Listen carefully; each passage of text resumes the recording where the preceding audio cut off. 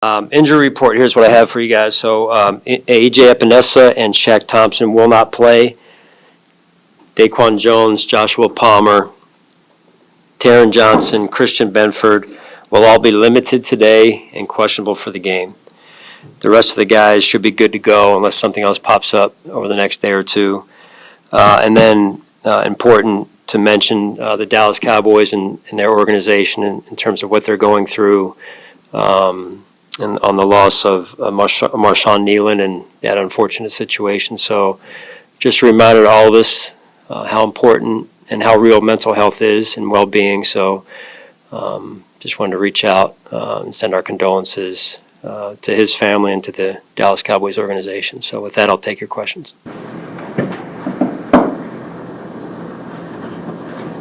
No questions? I understand. Give it a moment, okay? No, I appreciate that sentiment for sure. Yeah. To switch topics a bit, what have you learned about Jordan Poyer this year? Probably more of what I believe I already knew about him and the type of person he is, the type of character he has, what he values in football, life overall, maybe perhaps too, and just I would say probably the one new thing that I've seen is he's been unselfish, but his willingness to be a servant to a young player or two or beyond, and that's a whole nother level of a trait that sometimes veteran players don't ever get a chance to display. And then others get a chance to display it, and they're not really wanting to do that.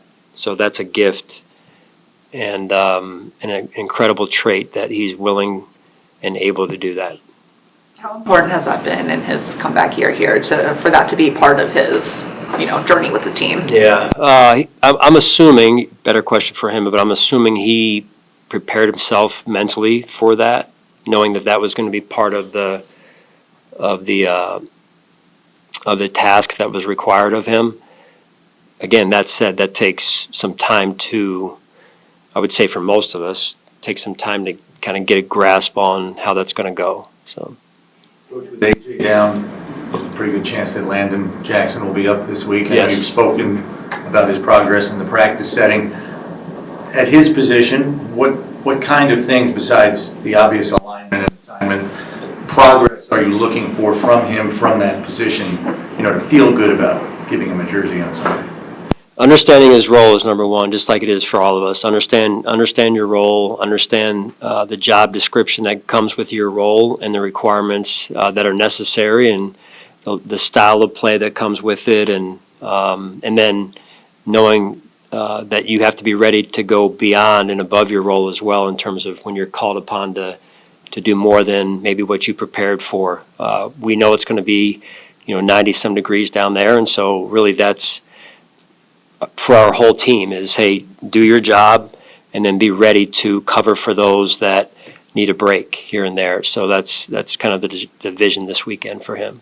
You mentioned on the radio with Sal that the injuries in practice were kind of happening early in practice. Like, what can you do to try to limit these from happening? Like, how do you, is there anything that you can point to, or like, how do you try to limit these? Yeah, we thoroughly vet it. If we knew exactly, I think it would get stopped at in the medical department, right?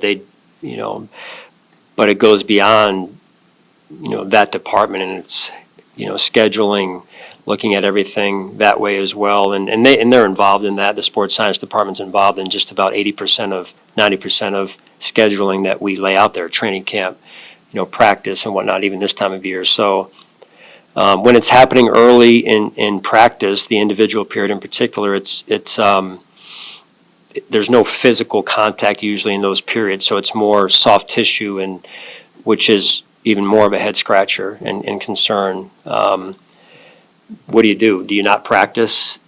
So that's not always best for driving levels of performance either. So if I knew we'd be doing it, if we knew, we would have adjusted, and you'll see us ramp it down a little bit today, just overall freshness at this point, middle of the season. There's a lot of bumps and bruises and aches and pains and soreness that add up now. So it's something we're trying to figure out. It's not the first year it's happened. So we just got to continue to next man up and go on from there. Christian can't go on Sunday. That would probably put Maxwell in line to make his first start in full-time role. So what are you trying to prep him for? How are you talking with him through it all? Just doing his job, like I mentioned, Joe. He understands, or is beginning to understand what that looks like, and the level that you have to prepare in order to do that, to do one's job at a high level. So really nothing out of the norm, nothing out of what he's been doing to this point. So, and that's really, again, true for all of us, myself, our staff, of be accountable for your job and the job description that's required of you, and do it for those around you, in terms of from an accountability standpoint, that we're not going to let each other down. And you've talked about with James Cook about him opening up more and kind of growing that relationship. When did that start? I would say probably last year and a half or so. If you're not counting this season, maybe 2 years, you're just starting to open up a little bit. And there's extroverts, there's introverts, and I would say James, like me, is a little bit more introverted and likes to watch, but he knows so much. He just doesn't always say it, and he's extremely smart.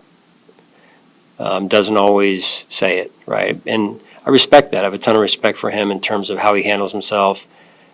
Just because you're not talking doesn't mean that you don't have an awareness and high level of intelligence, and he has both off the field intelligence and football intelligence as well. So I love the person he is and who he continues to become every day. How has Dalton taken ownership of his role this season?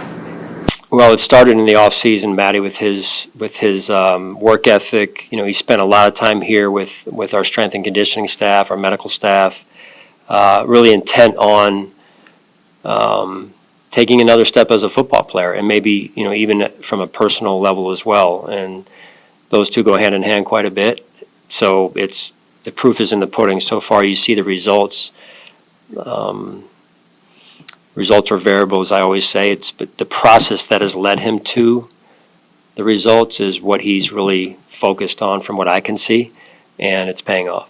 In lieu of not adding a piece at the trade deadline, are you kind of looking at Gabe Davis as a somewhat exciting piece to kind of bring into your offense at some point this season? Well, we all love Gabe, and he's had a lot of impact on our organization in the years that he was here. And again, you never want to.